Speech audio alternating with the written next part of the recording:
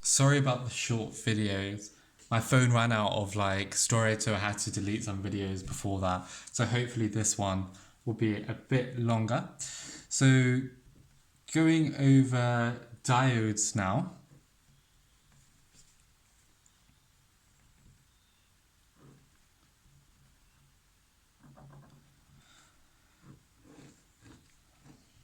Diodes regulate the direction in which current can flow.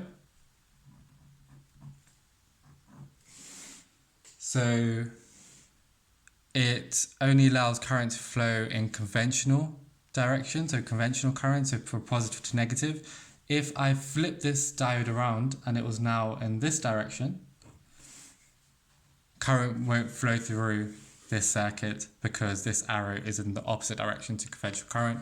So here we would see the component light up when this one's on, and then if this diode was working, this component will not light up. So hopefully that makes a bit of sense. So another type of diode, a particular form, is a LED, a light emitting diode.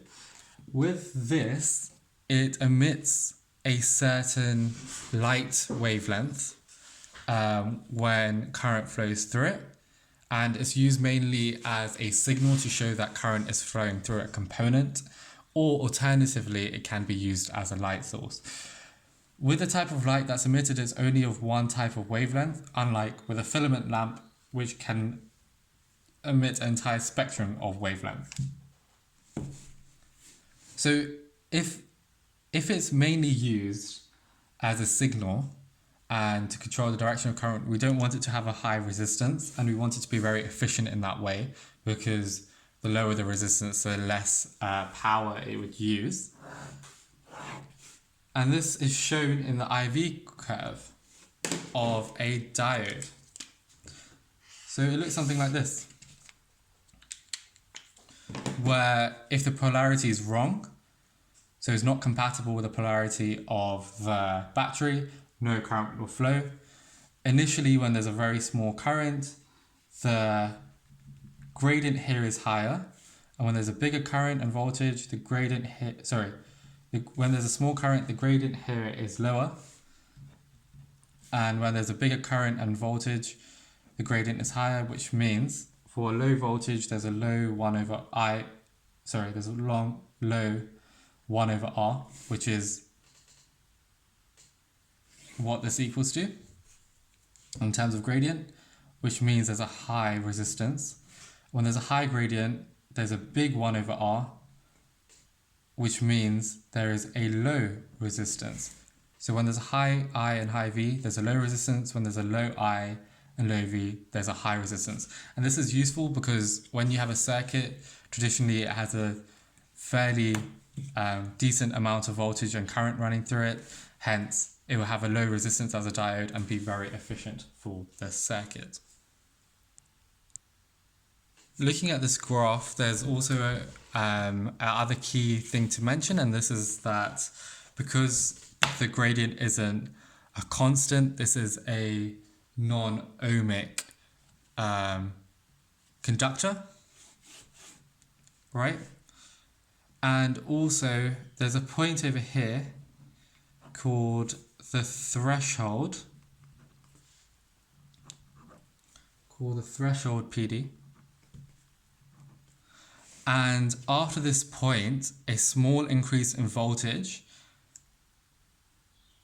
results in a large decrease in resistance. So this is when the diode starts to become useful for a circuit. So that's a threshold PD. The next topic we're going to look at is resistance and resistivity. So different materials can have different resistances, for example. If we look at gold is a really good conductor. And if we look at something like lead is not that good of a conductor. So not all wires are the same. Other things, if we look at it and we don't care too much about the material, but we just look at the physical property of a wire, that might affect the resistance. One is the length of the wire, and the other is a cross-sectional area of the wire. So logically, if we think about it, resistance is going to be directly proportional to the length, and resistance, this is more material, so the longer this is, the bigger resistance it would have, and resistance is going to be directly proportional to 1 over A. So the bigger the surface area or cross-sectional area of the wire, the smaller the resistance.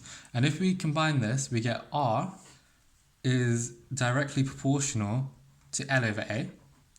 And if we, now this is directly proportional, if we write this as an equation, we get R equals rho, which is our constant, L over A. And what this rho is called resistivity. And resistivity is fixed for materials, right? So it's fixed for different materials at certain temperatures. So copper would have resistivity of X at 0 Celsius, and gold will have resistivity of Y at 0 degrees Celsius. So this is an intrinsic property of a material that doesn't change, and you can find the resistivity of a material. So this, as we can see, temperature is involved in this equation, but that is linked to the constant of resistivity. If we write this again and we actually if we define everything, so this is resistivity, this is length in meters, this is cross-sectional areas in meters squared, this is resistance in ohms, right? And resistivity is in ohm meters, so that's a unit of resistivity. If we want to now have a material and find its resistivity, and we had a setup, what we would do is we'll change the length of the material and increase the length of it and measure the resistance of the material. And if we plotted it, we can get a straight line where the gradient equals resistivity over cross-sectional area. And then once you work out a gradient, you then times the gradient, which is resistivity of cross-sectional area, by the cross-sectional area of the material, and you can get the resistivity. So this is a very simple way of finding the resistivity of a component or a material. Really interestingly, we should talk about superconductors and resistivity. So it looks something like this.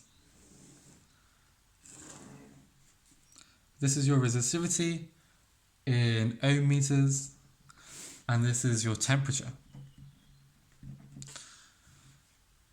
So as we would expect, this would be a straight line. So as your temperature increases, your resistivity increases. But it reaches a point which is called your critical temperature. And below this critical temperature, the resistivity of the material is equal to 0. And if we look at the equation, R equals resistivity times L over A, your resistance is also equal to 0. This is really important, and this is what superconductors look like. And this is not, it roughly, the resistivity equals 0. It absolutely equals 0. The only issue with superconductors is these critical temperatures tend to be very, very low down. Some superconductors need a critical temperature lower than deep space.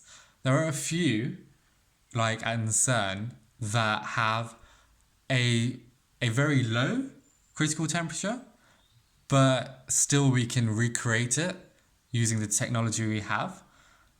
but most of them is very hard to recreate a critical temperature. Let's move on to the next topic, which is thermistors.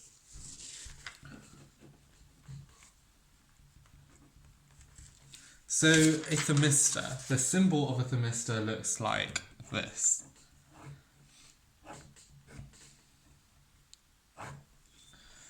And thermistors are made from semiconductors.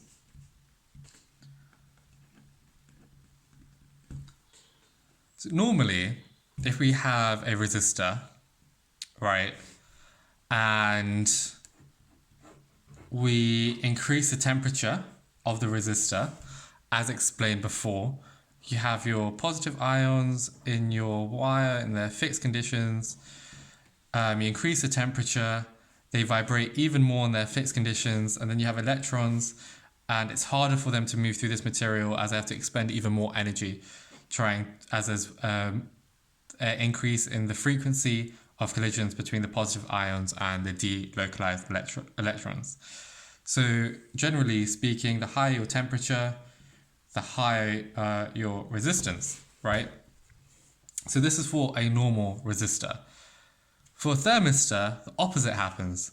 And the higher the temperature, the lower your resistance, right? And this is kind of counterintuitive if you look at it from a purely a resistor viewpoint. But what makes this different is that the higher the temperature, the number of delocalized electrons increases, right? So you have even more charge carriers available to flow through the material. So in this instance, you have even more E minuses that are free to flow through this material. So there's a lower resistance, right? So that's the general concept. And this is called a negative temperature coefficient.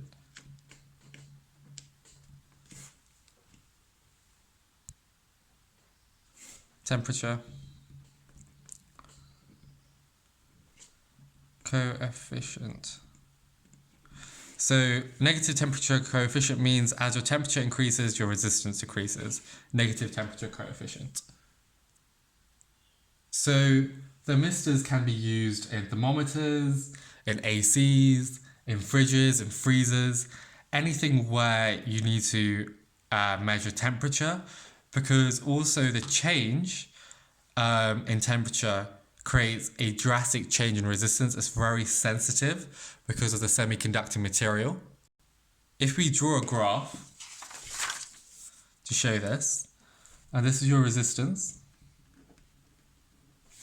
and this is your temperature, degrees Celsius and ohms,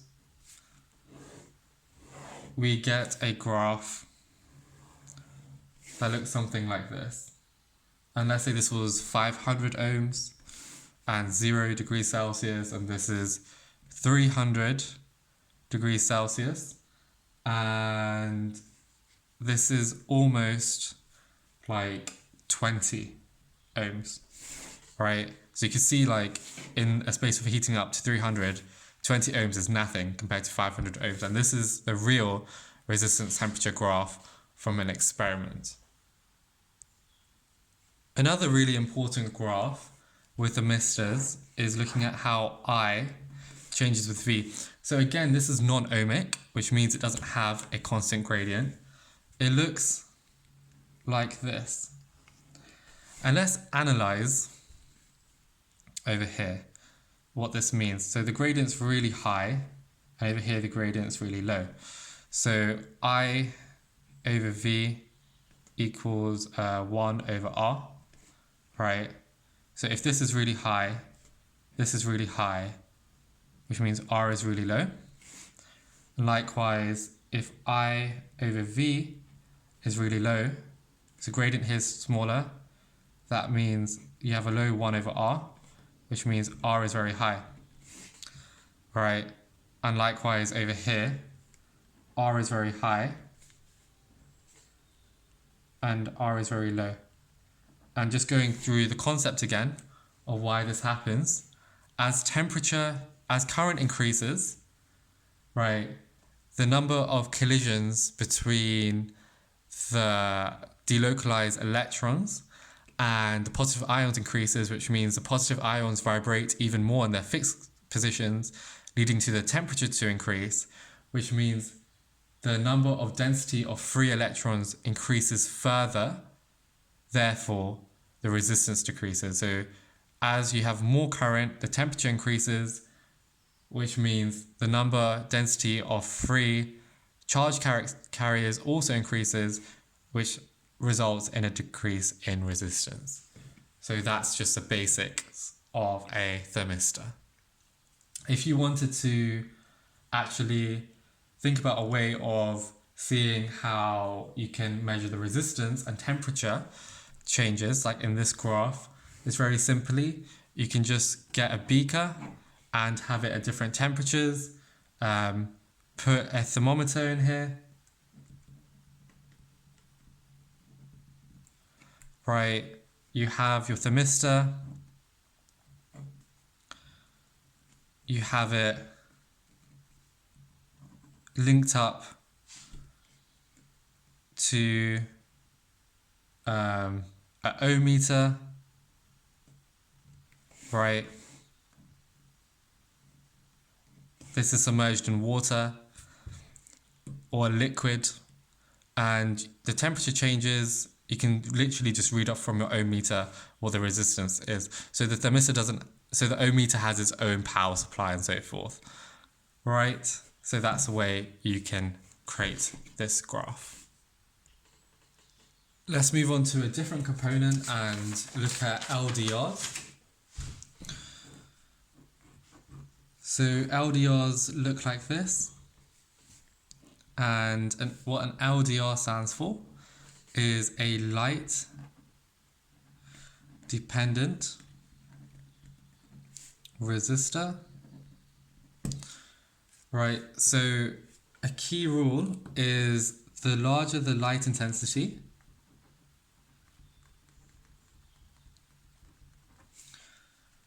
the lower the resistance. But this effect is very dramatic. So if you do have a very low light intensity, the resistance is really high. And we're talking in terms of mega ohms. And when you do have a high light intensity, the resistance is really low. And this could be something in terms of like just an ohm. So when it goes from like 10 to the 6 ohms to just an ohm, the drop is drastic. So LDRs are very useful in terms of actually being a sensor for light.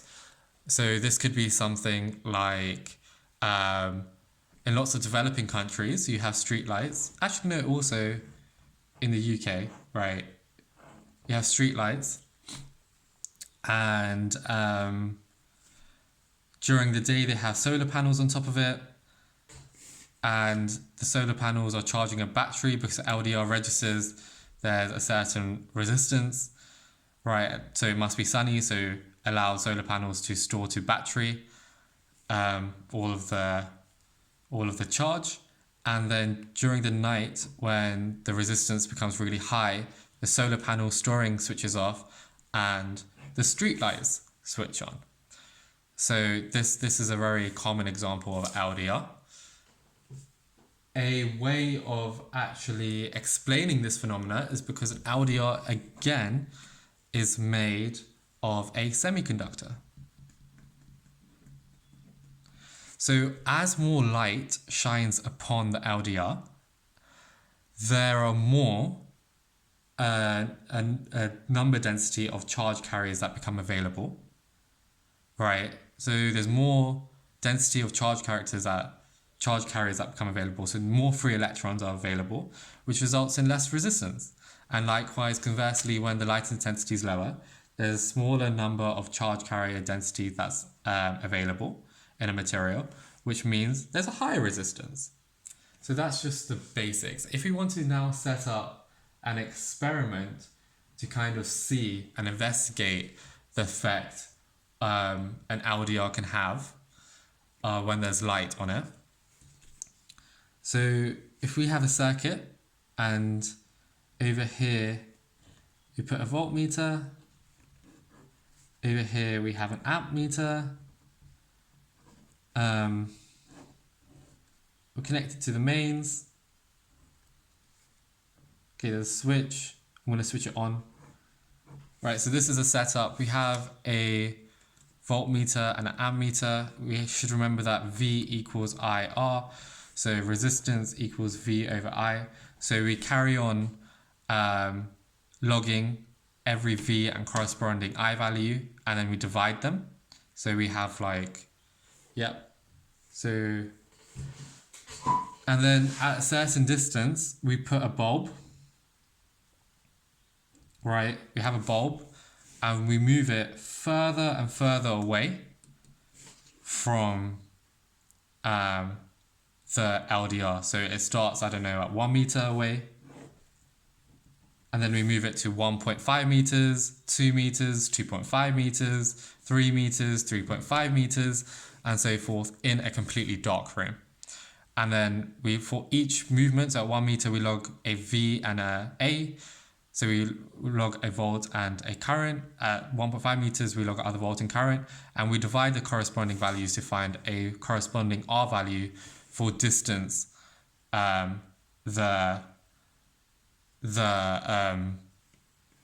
do you call it? The lamp is away from the LDR.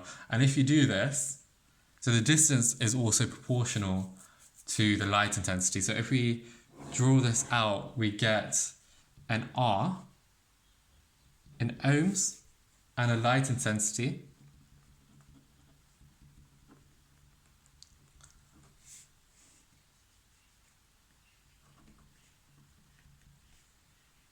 so in watts per meter squared, and it looks something like this, right? R is very large when low in light intensity, R is very small in high light intensity. So this is just the fundamentals of LDRs. There's nothing more to learn about them.